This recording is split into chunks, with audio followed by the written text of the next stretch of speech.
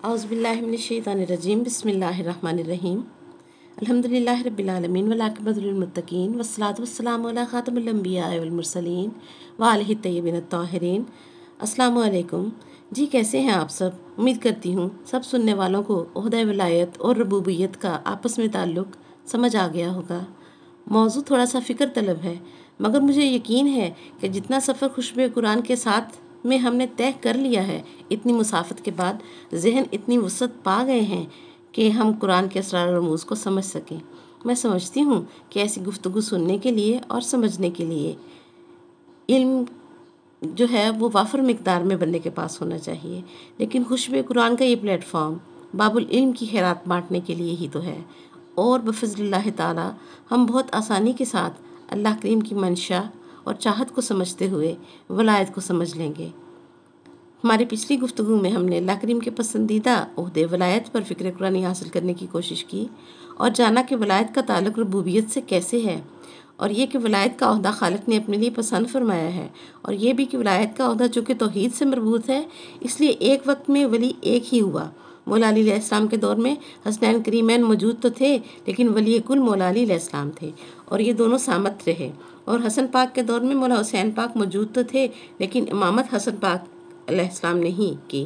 چونکہ عہدہ اللہ کا ہے تو صفت یکتائی بھی قائم رہتی ہے، اور اس عہدے کی مثال ہم نے اوور کوٹ سے سمجھی تھی۔ آج بھی بات کرتے ہیں کہ توحید جو ہے وہ اس کا ظاہر جو ہے وہ ولایت ہے، کہ عہدہ اس اللہ کریم کا ہے اور وہ خود ولی ہے، نبی نہیں ہے، رسول نہیں ہے، مگر اللہ کریم ولی ہے۔ اب سمجھیں، جو بھی جتنا جتنا ولی ہوگا وہ اتنا اتنا اس اللہ کریم جیسا ہوگا۔ جو بھی ولی ہوگا وہ اس ذات الہی کا ظاہر ہوگا کہ ولایت اس کا عہدہ ہے۔ چھوٹا ولی چھوٹا مظہر، بڑا ولی بڑا مظہر۔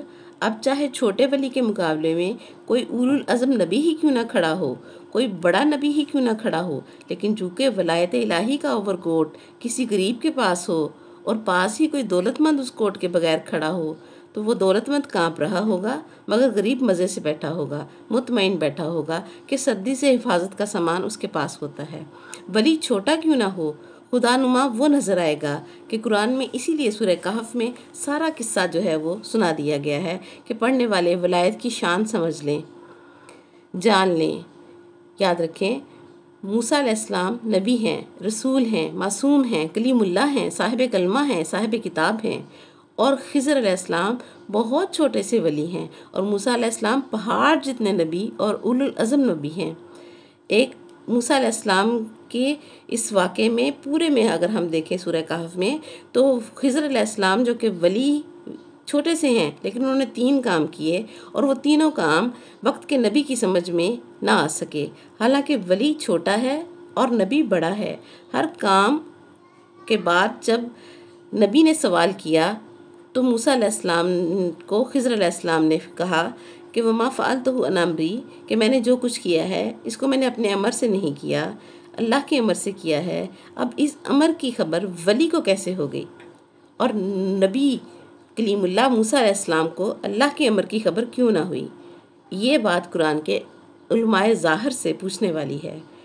3 کام خضر علیہ السلام نے اللہ کے چھوٹے سے ولی نے کیے، اور تینوں کام جو ہیں وہ اللہ کے اولو العزم نبی کو سمجھ نہ آ سکے، اور 3 مختلف ارادے اللہ کے ولی نے بتائے۔ کہ خضر علیہ السلام نے کہا کہ کشتی میں نے سوراخ کیا تو وجہ یہ تھی کہ ظالم بادشاہ ان محنت کشوں کی کشتی چھین لیتا، تو فرمایا فَأَرَدْتُ أَنْ أَعِيبَهَا، تو میں نے ارادہ کیا کہ اس کشتی میں عیب ڈال کر ان کی روزی بچا لوں۔ یہ قرآنی بیان ہے، حکایت نہیں ہے یا کسی کی گھڑی ہوئی روایت نہیں ہے۔ اس آیت سے ہمیں معلوم ہوا کہ روزی کے معاملے میں، روزی کے ارادے میں ولی خود مختار ہوتا ہے۔ ولی کا اختیار ہے کہ جس کی چاہے روزی بچا لے، بڑھا دے۔ اور دوسرے واقعے میں بچے کو جو انہوں نے مارا، کیوں مارا اس کی وجہ بتائی کہ بچہ کافر تھا، ماں باپ مومن تھے، بچہ جوان ہو کر زور زبردستی سے اپنے والدین کو کافر کر دیتا، تو قرآن فرماتا ہے فَأَرَدْنَا، ہم دونوں نے ارادہ کیا کہ اس بچے کو مار کر بہتر اولاد دی جائے۔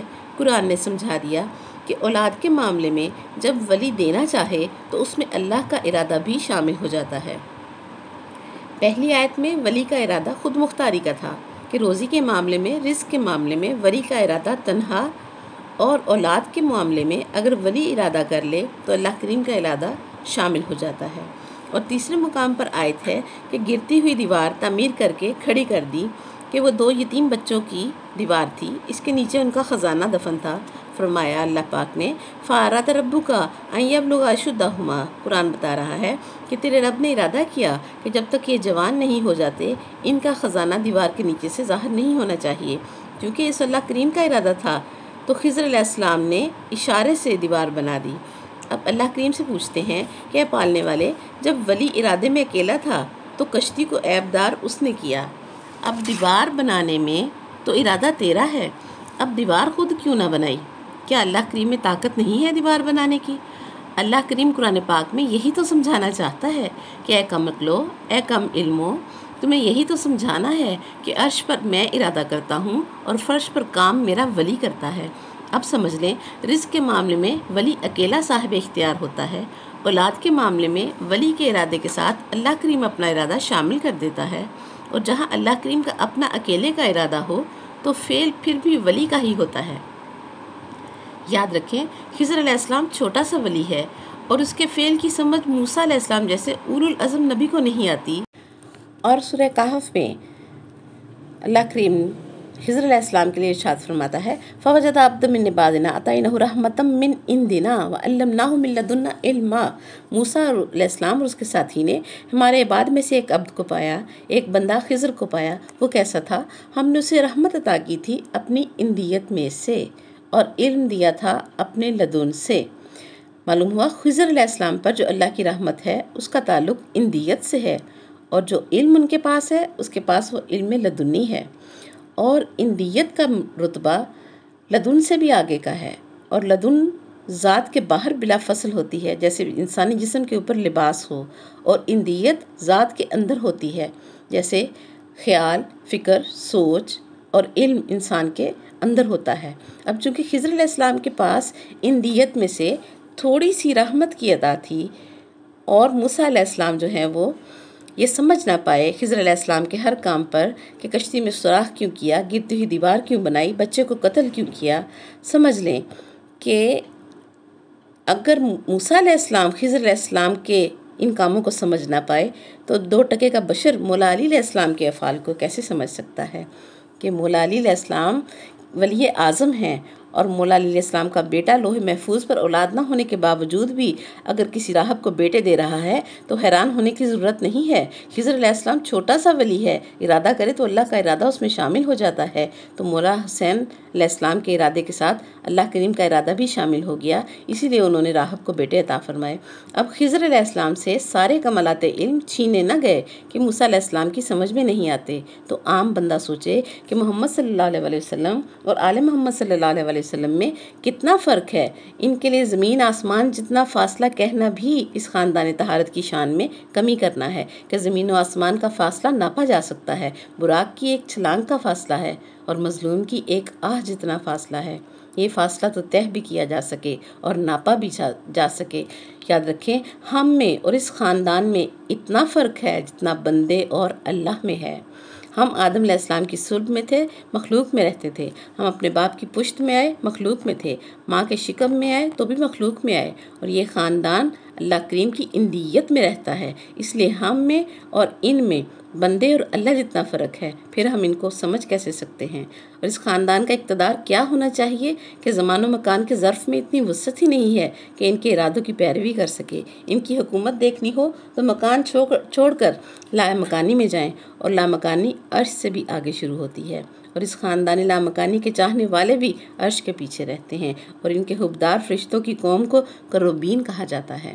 عباس قلندر نے فرمایا تھا، اے دل آ اس شہنشاہ کا ذکر کرے جو ابو تراب ہے، کعبے کو آباد کرنے والا ہے، خیبر کو برباد کرنے والا ہے، اور پھر کہا کہ ہر وہ کتاب جو ذکر علی علیہ السلام سے خالی ہو اس کتاب پر بھی لعنت ہے اور صاحب کتاب پر بھی لعنت ہے۔ یہ کون کہہ رہا ہے؟ جو خود کو مولا علی علیہ السلام کی گلی کا کتا کہتا ہے۔ حالانکہ شجرہ میں حضرت لال شہباز قلندر مولا علی علیہ السلام کی اولاد ہیں اور کافی پشتوں کے بعد بیٹا ہیں مولا علی علیہ السلام کے، لیکن خود کو پھر بھی مولا علی علیہ السلام کی گلی کا کتا کہتے ہیں۔ اور جو مولوی علی علیہ السلام کو اپنے جیسا سمجھے تو پھر اس کی عقل پر ماتم ہی کیا جا سکتا ہے۔ پھر شہباز قلندر کہتے ہیں کہ مولا علی کے دشمن کی وہ تسبیحاں اور وہ ذکر اذکار جس میں مولا علی علیہ السلام کا ذکر نہیں ہے، اسے جہنم کے کتے کی گلے کی رسی بنا دو، وہ تسبیح کہلانے کے لائق ہی نہیں ہے۔ یاد رکھیں، مولا علی علیہ السلام نے فرمایا، اور پھر امام جعفر صادق علیہ السلام نے بھی فرمایا کہ اگر اللہ کی دھرتی پر ہمارے محبت کرنے والے، ہماری مودت میں جینے والے نہ ہوتے تو نہ سورج اپنی آنکھ کھول کر زمین پر روشنی ڈالتا، نہ ہی زمین کا سینہ رزق کے لیے پھٹتا، اور نہ ہی اللہ اپنی کوئی نعمت زمین والوں پر نازل کرتا، کہ نعمتوں کا نزول ہی اللہ اس لیے کرتا ہے کہ محمد صلی اللہ علیہ وسلم اور آل محمد صلی اللہ علیہ وسلم کے حبدار زمین پر رہتے ہیں۔ ہر نعمت علی والوں کے لیے ہے، ولایت کو تسلیم کرنے والوں کے لیے ہے، اور محمد صلی اللہ علیہ وسلم اور آل محمد صلی اللہ علیہ وسلم کے دشمن ان نعمتوں کو ایسے کھا رہے ہیں جیسے اس زمین پر ناپاک جانور بھی کھا پی کر پل رہے ہیں۔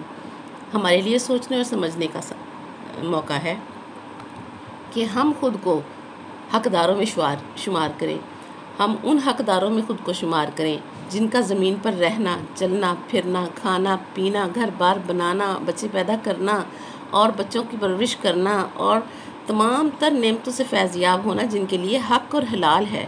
نعوذ باللہ، ایسوں میں ہم اپنے آپ کو شامل نہ کریں کہ جن کے لیے یہ ساری نعمتیں جو ہیں وہ استعمال کرنا حرام ہو۔ آج کے لیے اتنا ہی۔ وآخر دعوانا الحمدللہ رب العالمین۔ سبحانک اللہم وبحمدک ونشہد ان لا الہ الا انت نستغفرک ونتوب الیک۔ السلام علیکم ورحمۃ اللہ وبرکاتہ۔